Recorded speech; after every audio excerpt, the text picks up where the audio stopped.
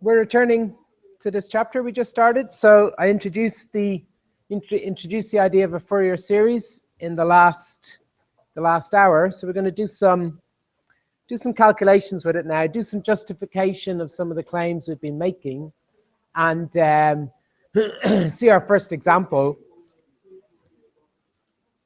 See our first example of obtaining a Fourier series. Okay, figuring out what the Fourier coefficients should be for a particular function. And we're going to look at the square wave function, the example I showed you, last time. Okay, so a Fourier series is a thing like in equation 3.1 there.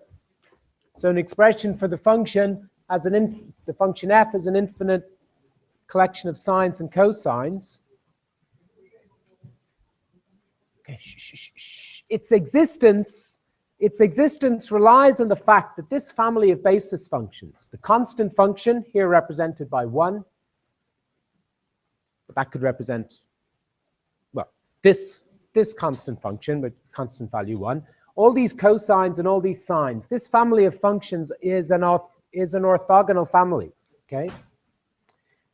And what does that mean? Well, it means if you take any two of the functions from that set f, so take any two functions from f, here they're represented as phi and psi, if they're not the same function, so typically just take two different functions, then they have an inner product of 0.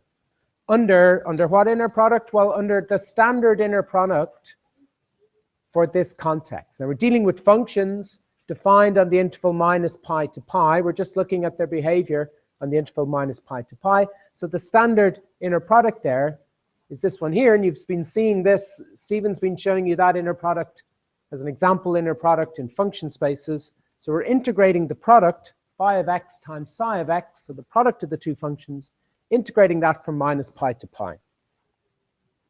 So we've made this claim that it's orthogonal. So in example 3.1, we're going to prove some cases of that. To prove it in total, you'd have to look at all possible pairings of functions you could take. Okay, so we're going to consider here two functions, or we'll example one type of pairing. So the type of pairing is if we're going to suppose phi of x is one of the cosine functions, cosine m of x it's called there, and psi of x be one of the sine functions, sine n of x. So we want to show that these are orthogonal, so say example 3.1, with respect to the inner product. So we will show that the inner product of phi with psi is 0. Okay. Now, what is it about m and n? M and n are both integers bigger than or equal to 1.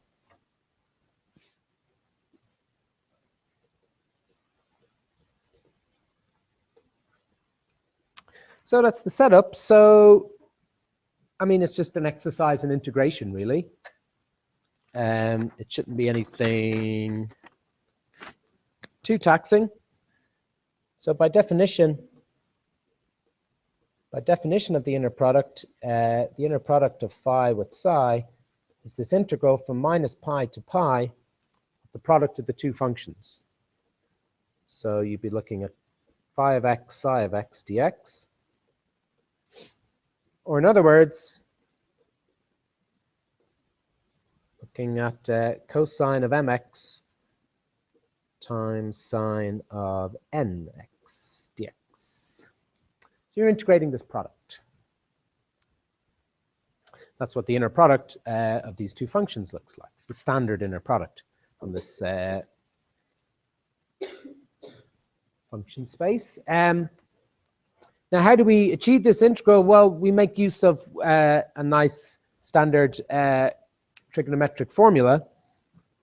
So we'll make use of the formula. So this one, normally written with an a and a b, say. So this allows you to turn any product of a cosine value times a sine value into, well, it's a half of sine of the sum of the two arguments, the two angles, plus sine of the difference, sine of b minus a. So it's a half of all that. So that turns this product, which is awkward for the case of, or awkward for the purposes of integration, but it turns it into a sum of two sines. So that's much nicer for integrating, because we can just use the standard results about what integrals of sine look like. So continuing that, the integral, it's the integral from minus pi to pi of 1/2 of sine of m plus n of x plus sine of m minus n of x, all of it dx.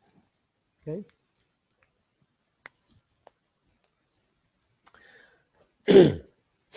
Now, this looks perfectly doable. Just integrating these two signs, integrate them with respect to x. We'll have to divide by this bit, multiplying the x. But there is a special case to identify here. Yes, question.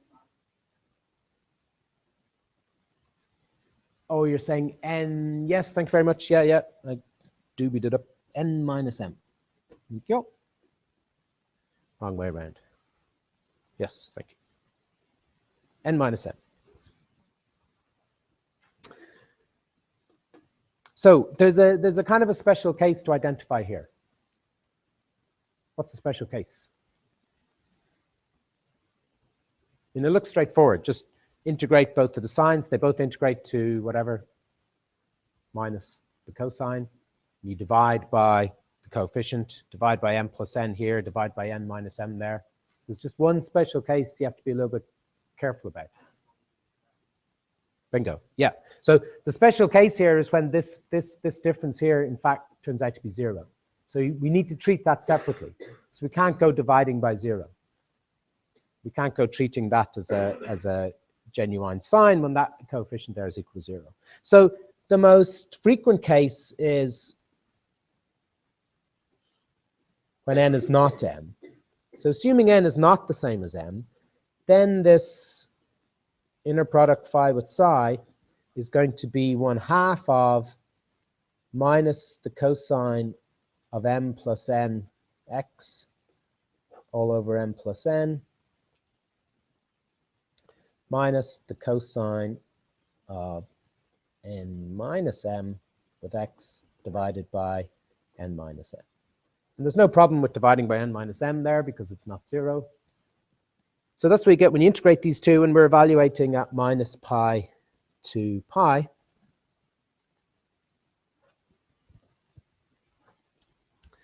And that comes out as something nice. What does it come out as?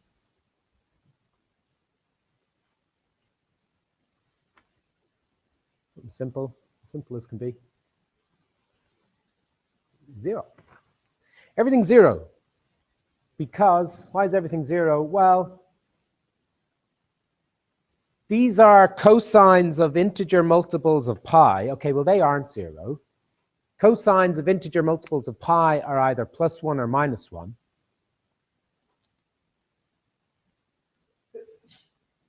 Yeah, but the point is, you're evaluating it at plus pi, x equals plus pi, and x equals minus pi. We're evaluating it at those two values and then subtracting. But cosine is always going to give you the same value. Because remember, comment in green here, remember cosine of anything, x is always the same as cosine of minus x. So in particular, if you evaluate it at plus pi and evaluate it at minus pi, you're going to get the same value, +1 or -1. The same value. So when you subtract them, as you do, because we evaluate them at pi and subtract the values when evaluated at minus pi, we're just going to be subtracting some value from itself, so it's going to get 0. Okay? Since, well, because of that. Okay? So that's what happens typically. Of course, in the special case, however, if n is equal to m, then what does the thing look like? The inner product of phi with psi is in fact the integral of minus pi to pi of a half. So this now is sine of 2nx, say, plus sine of n minus n times x. That's sine of 0. Sine of 0 is 0. So it's plus 0. So it's a half of minus cosine of 2nx over 2n, again evaluated at minus pi and pi, but for exactly the same reasons we just described up here. That's going to give you 0 because you get the same value when you evaluate it at top and bottom, but you're subtracting. So, so that equals 0 as above.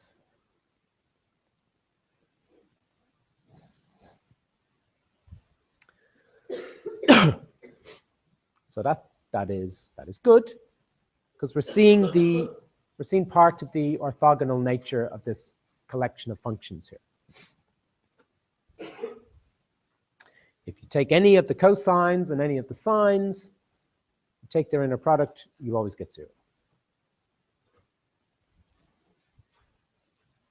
Some of the other cases are in the exercises, I believe. Yeah, and that question 1 there, question 1 in the exercises, you can be thinking of for next week, or this week in the tutorials. You take the inner product of the constant function 1 with, say, any of the sines, you're always going to get 0. And the second part of it, see, also using another formula, if you take the inner product of any 2 cosines, well, you get 0 when they're 2 different cosines, but when they're actually the same cosine, well, you get a non-zero value, you get the value pi. So there's some more of the story of orthogonality is there in the exercises. So in 3.2, 3.2 tells us to look at what value we get when we take the inner product of one of the sine functions with itself, so the same sine function.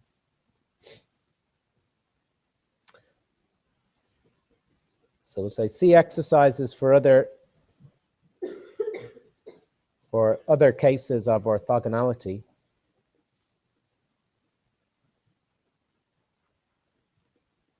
Because you have to consider all possible pairs of functions you might take from F. But if we look at example 3.2, so here we're taking the same function, we're taking phi and psi as the same function, we're taking them as one of these sines.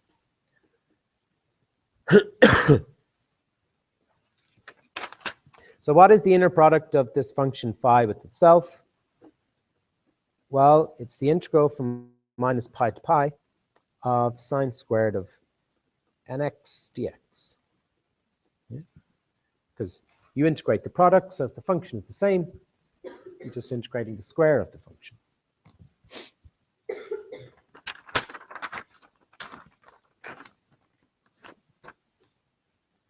Well, okay, integrating the square of a function is kind of awkward, but again, there's a nice trigonometric formula that can help us, that can take us from a square value just back to just a regular sine or cosine value. Okay. So here we'll make use of the result sine squared of a, and this is half of 1 minus the cosine of 2a. Okay, so you have to move to twice the angle, but that's okay. This thing over on the right looks integratable, just using standard result about the integral of cosine. Okay.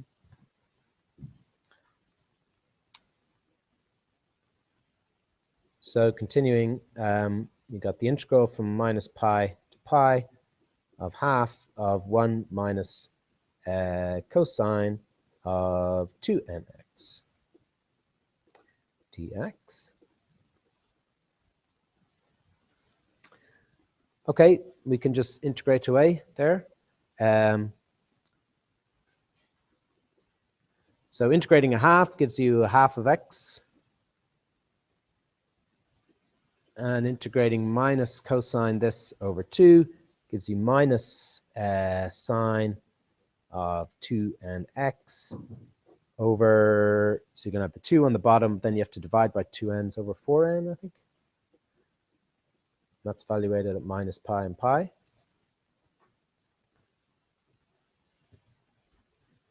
So what's this? Well, the sine, is the sine going to give you anything? Well, no.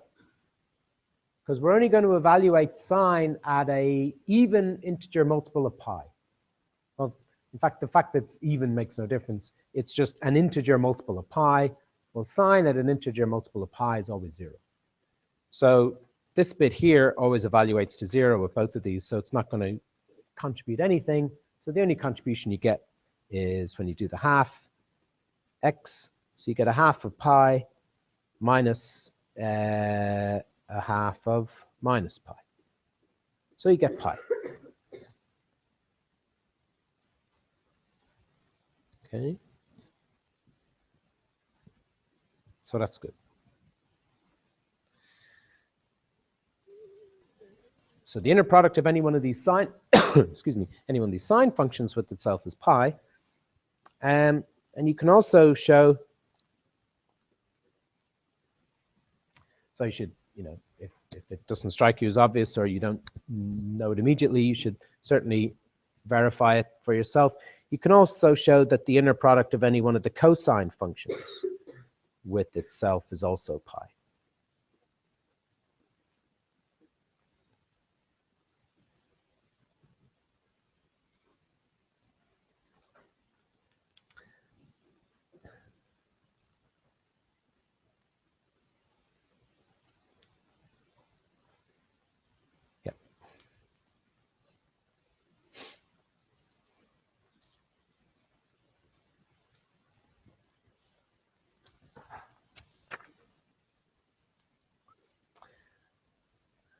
So, okay, any questions about it? Yes, question. Well, here, well, if you think in terms of the fact of the normal dot product on normal geometric type vectors, there, when you take the scalar product of a vector with itself, it's giving you the square of the magnitude of the vector, the square of the length of the vector. Now, you can think about it in very much the same way.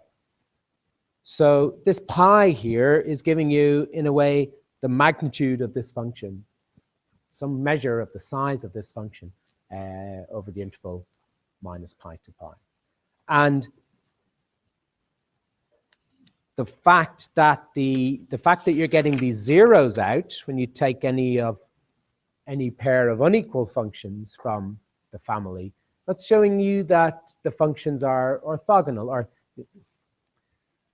okay, it doesn't mean exactly perpendicular, because our definition of perpendicular is to do with line segments in 3 dimensions and that they make a right angle. Here we're dealing with functions in a space of functions, but it very much follows the same kind of thinking, that the functions are perpendicular. There is no, one way to think of it is saying that there's no linear combination.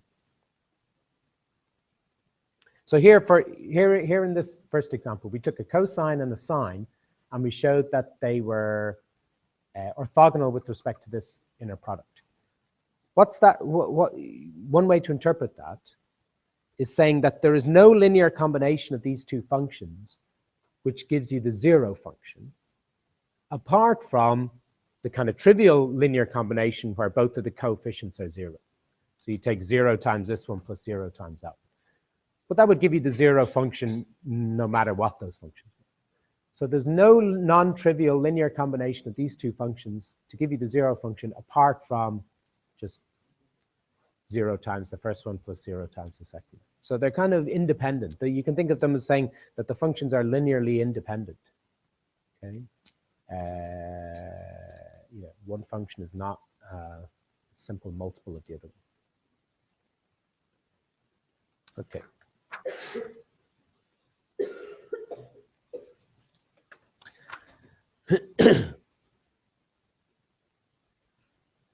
So this leads us on to then. This leads us on to onto these equations then for determining the Fourier coefficients of a particular function. So they're written down there in equations 3.7 to 3.9. They're written down there as integral equations. Okay, so a naught is 1 over pi times that integral of f.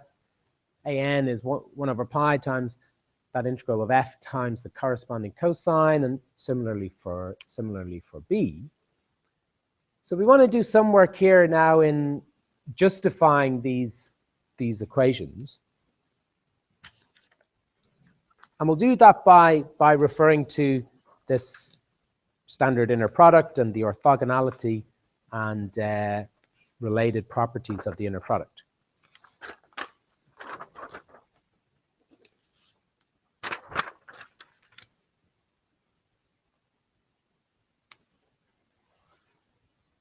So first of all, we'll say we can also express these equations or these formulae for a naught, an, and bn. This is for n bigger than or equal to 1.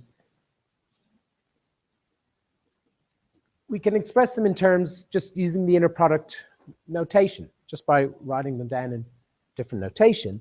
A naught is 1 over pi times the inner product of the constant function 1 with f. An is 1 over pi times the inner product of the function cosine nx with f. And the bn is the similar thing, but with the basis function sine of nx with f. That's where n is bigger than or equal to 1.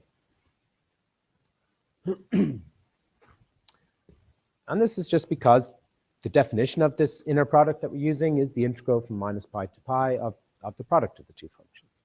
It's really just using the notation.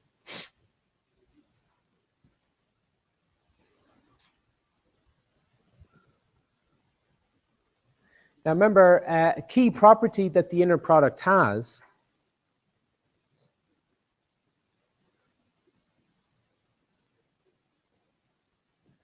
key property of inner products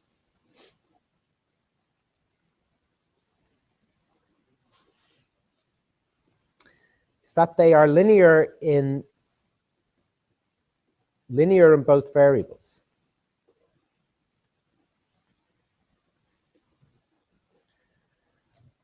In Steve's lecture, Steve notes he's written down the 3 properties of inner products. Is the first property is that they're linear in the first variable. But then the second property is that they're symmetric. So that the inner product of f with g is the same as the inner product of g with f. So that means the fact the first property says they're linear in the first variable, also because they're symmetric, they'll also be linear in the second variable as well. Some other books just say straight ahead that the inner product has to be linear in both variables. It's just a different equivalent way of saying it. Now, linear, normally, we would normally understand that as referring to a sum of 2 objects, or by extension, any finite sum. Well, we're going to skirt over a few details, but in this case here, this also applies to infinite linear combinations, or linear combinations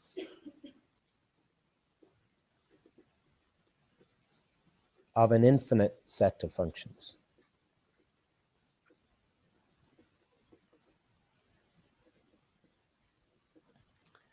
Like the infinite linear combinations we see in the Fourier series.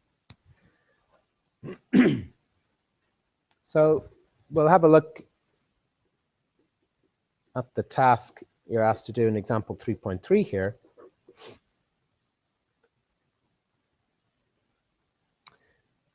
So in 3.3 here, it says, well, if you start off by assuming that the Fourier series exists, show how you can use the properties of the inner product, find an expression for the inner product of f with the sign of mx, say, and show how this produces the above formula for determining the Fourier coefficient.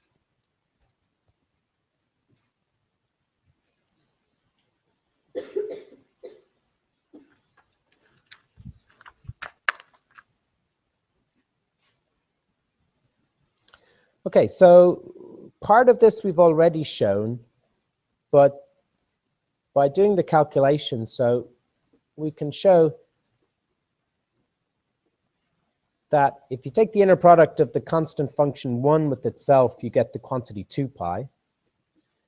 If you take the inner product of any cosine with itself, it's the same as taking the inner product of any sine with itself. And that's the one we calculated, we did in the previous example, and you get pi.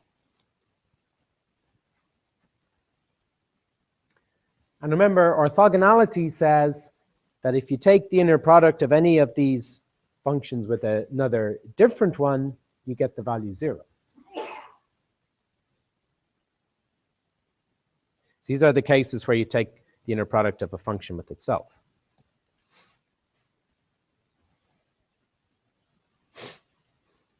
So we assume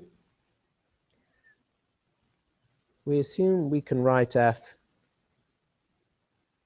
function f, as its Fourier series. You don't necessarily have to write this down again, but I'm just writing it down so there's a kind of complete treatment on the paper. So you've got this infinite sum of cosines and the infinite sum of sines.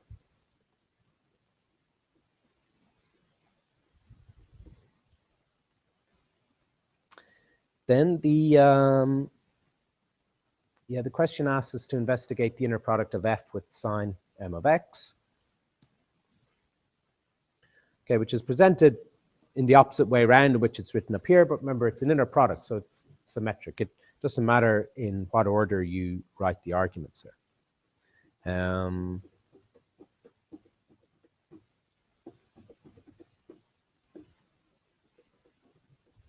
Although, why don't I do it this way? Yeah.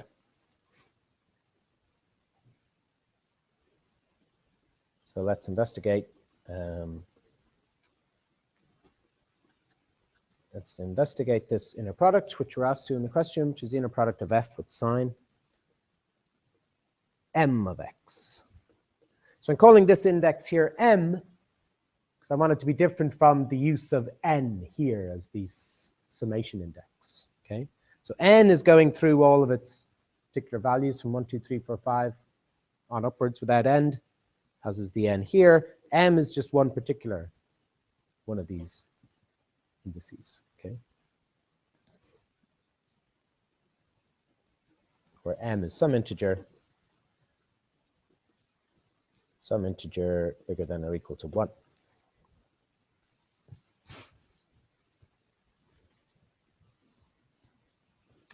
Well, if we want to write down the inner product of f with sine m of x, we can express it. That's up to you how much detail you put down in the notes here. You could just kind of circle this and stick an arrow down here. Yeah, that's what I'm going to do. So you've got the whole series. So you just imagine replacing this f here with the whole series.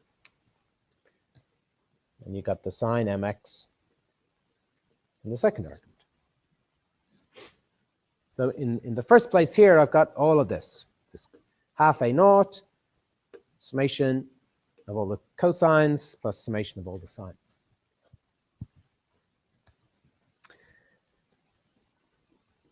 But then using the linearity of the inner product, we can split this sum up into a half times a naught times the inner product of 1 with sine mx plus, so you bring the summation outside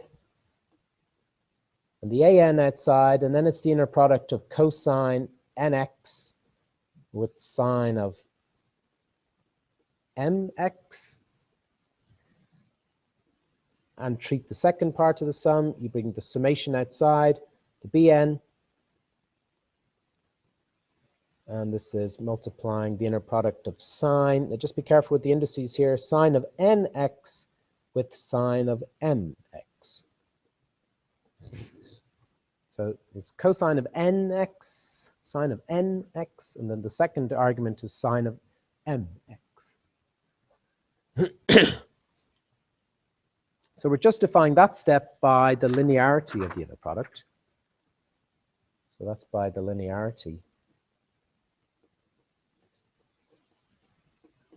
The linearity of the inner product.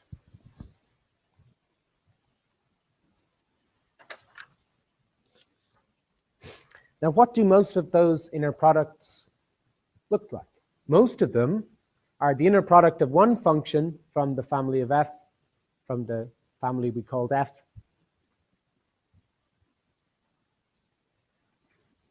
This family of functions f here in equation 3.4. Most of them are the inner product of one of those functions with a different one. And so because of the orthogonality, they would all be 0. In fact, that's true of all of the inner products you see here, all except 1. So where is the only non-zero one?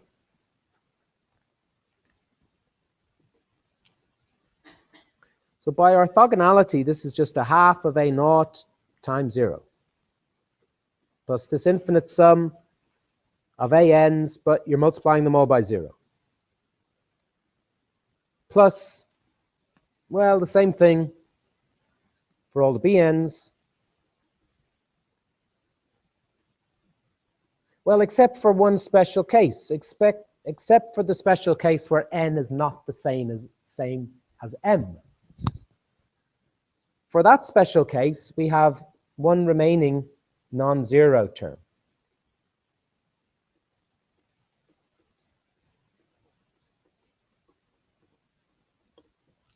Okay? So this first thing is 0, because it's the inner product of 1 with a different function. All of these ones in the middle infinite sum are 0, because they're the inner product of a cosine with the sine.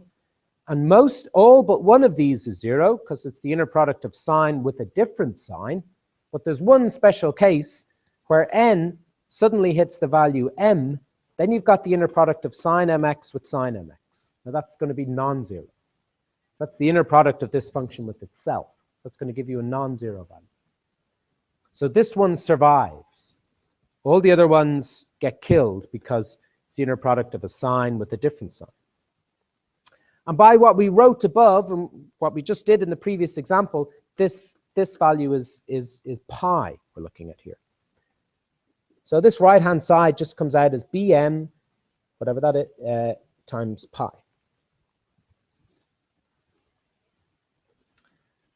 So we've got a nice expression there, bm times pi. Now, what was on the left-hand side of this? What was on the left-hand side of this was this expression up here.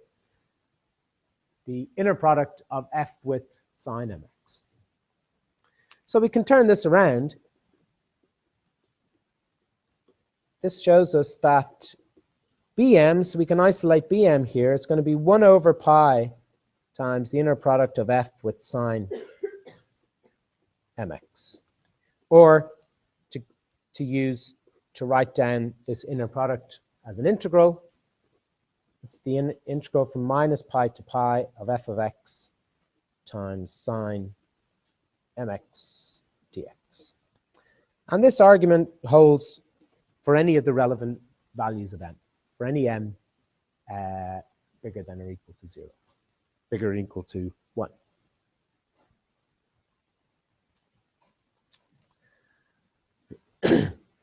So we're making use of the theory of the inner product and how the inner product behaves.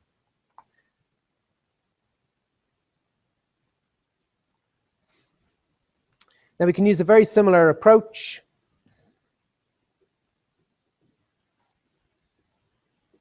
Use a similar approach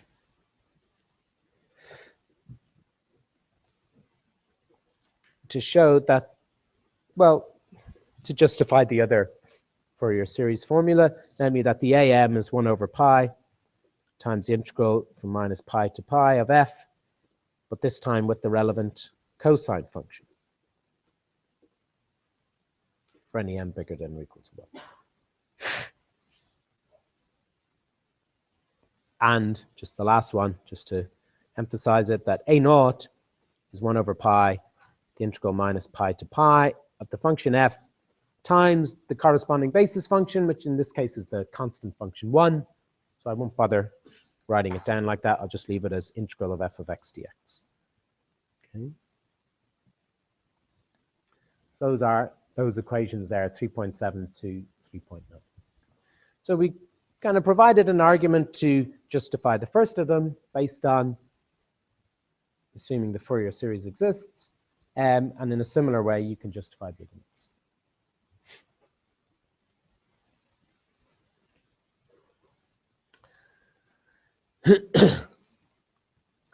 Okay, so I just like to do our first instance of this now. So to take some very particular function f. So here we're dealing with just any function f which satisfies the conditions of Fourier's theorem, which we saw at the start of the chapter. But now let's take a very specific function f.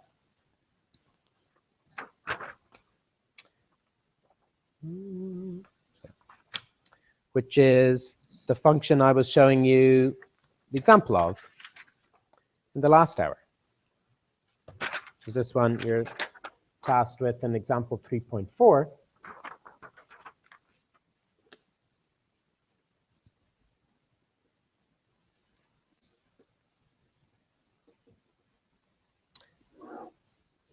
So we're looking here at the square wave function. So when you define it between minus pi and pi, it just takes, well, it's kind of like the Heaviside step function in a way. It's 0 down here, and then it just takes the value 1 up here. So this is at height 1. Now we can consider it as a function defined on the whole of the number line by just extending it periodically across all the other values. So it'll be 0 again, and then 1, 0 again, and then 1. There's 1 back here, and then 0, and so on. Okay, so you can see it's a periodic function. It just repeats its behavior across the whole number line. It's called the square wave because if you join these, you put in dotted lines at the points of discontinuity.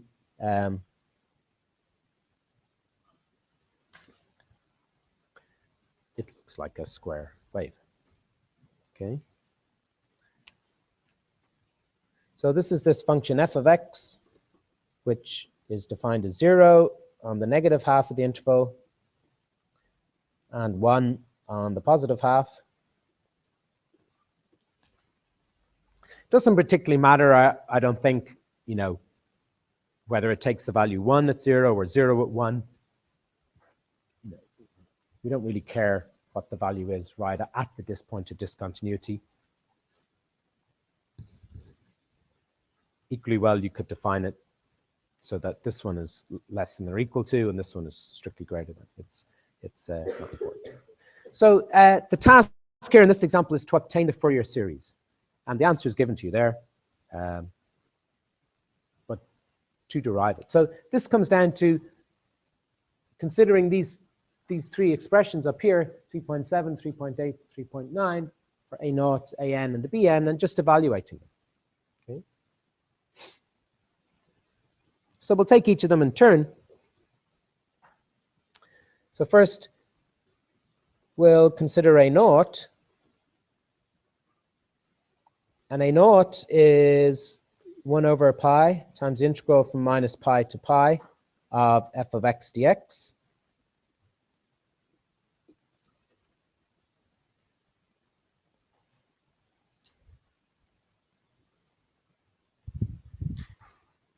And that is equal to, of course,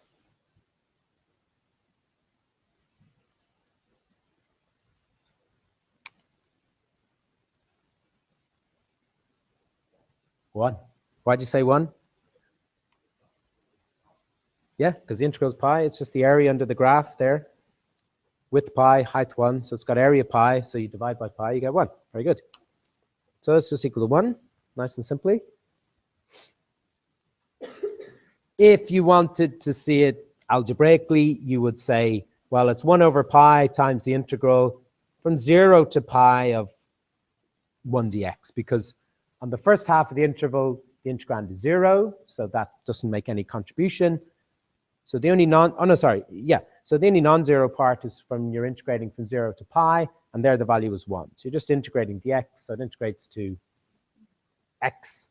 You evaluate 0 and pi, and it'll come out to 1. But you can just appreciate it geometrically as well. Okay, A0 is 1. Very good. We need to remember that.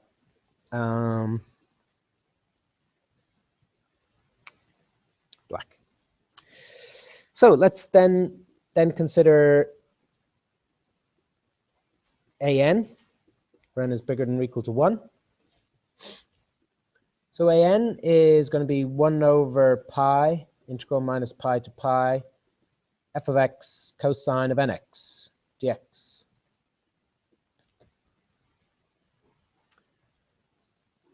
Okay, what's this? Well, it's integral 0 to pi. See, because the f is 0 everywhere between minus pi and 0, so that will rub it all out. And then it takes a value 1. Remember, this is how we handle the Heaviside step function when we're doing Laplace transforms. So it's just the integral from 0 to pi of cosine of nx. And that's going to give us a sine n of nx over n, evaluated at 0 and pi, and that comes to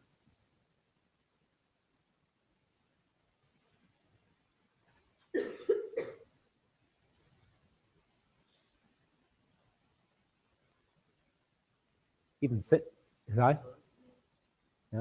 simpler answer than last time. 0. Last time the answer was 1. This is even simpler. 0. You're just evaluating sine at an integer multiple of pi, so those are both 0. So you get 0. So that's interesting. All of the a's are 0 except for the constant one.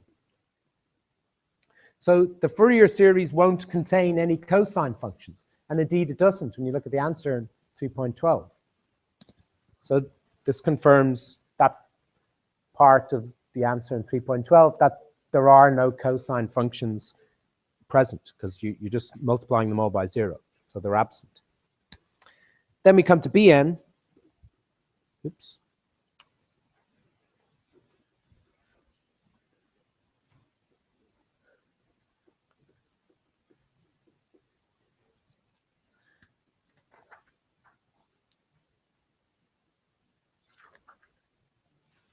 Yeah, so this time we do have something. So it's 1 over pi, integral minus pi to pi, f of x sine n of x. So that reduces to just the integral from 0 to pi sine nx. Okay, we can integrate that. 1 over pi, this integrates to minus the cosine of nx over n evaluated at 0 and pi.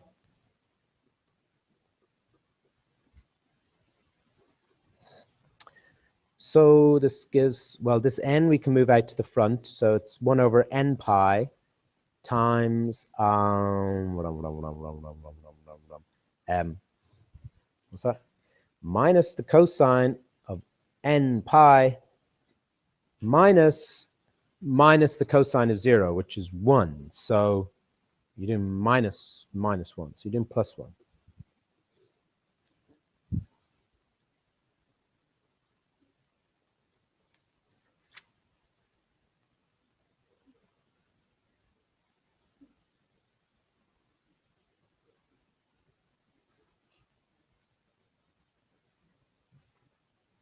So what does that give you?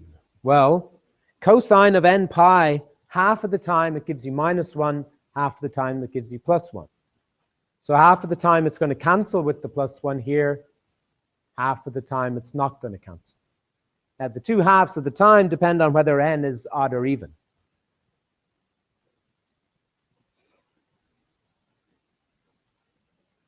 When n is an even number, cosine of an even multiple of pi is +1, so then you get the -1 plus 1, so then you get the 0. When n is an odd number, the cosine bit gives you -1, so the -1 gives you +1, so you get a 2 here. So you get a 2 over n pi in the case where n is an odd number. So half of the bn's are 0, the ones with even index, and the ones with odd index are 2 over n pi.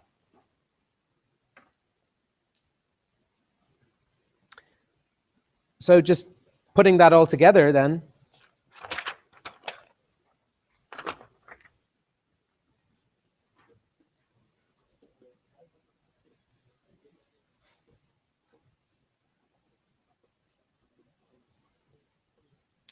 so we found bn is equal to these values.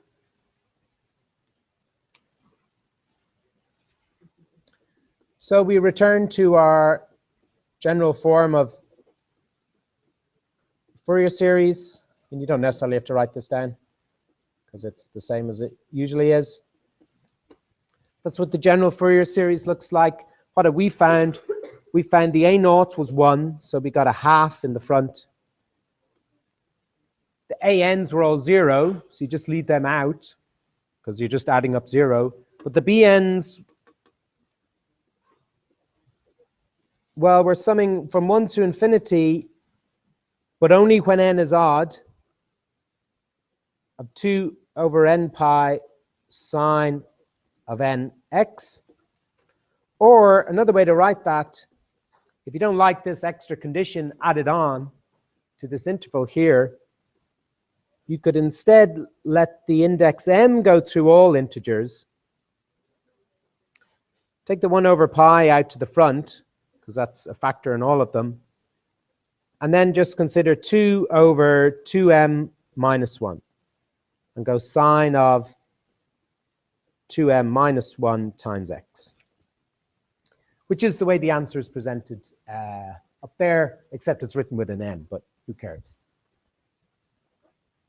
So, you know, like here you're summing over all the values of the index 1 from 1 to infinity, but this extra condition you only consider in the odd ones. Well, that's a bit untidy, having two logical conditions attached to the index. So instead, you just write it as all the integers m, 1, 2, 3, 4, 5, 6, 7, all of the integers, but when you use the integer n here as 2m minus 1, this is only going to pick up the odd values. Okay, so the values that appear here and inside the sign are just 1, 3, 5, 7, and so on, as m goes to the values 1, 2, 3, 4, 5, 6, and so on. Okay, so this, oh, and this 2 here could go outside as well. You see, that common factor of 2 could go to the outside to put it in that final form. So this agrees with 3.12. Okie dokie, we'll finish there. I'll see you all next week, or I'll see some of you later on this week.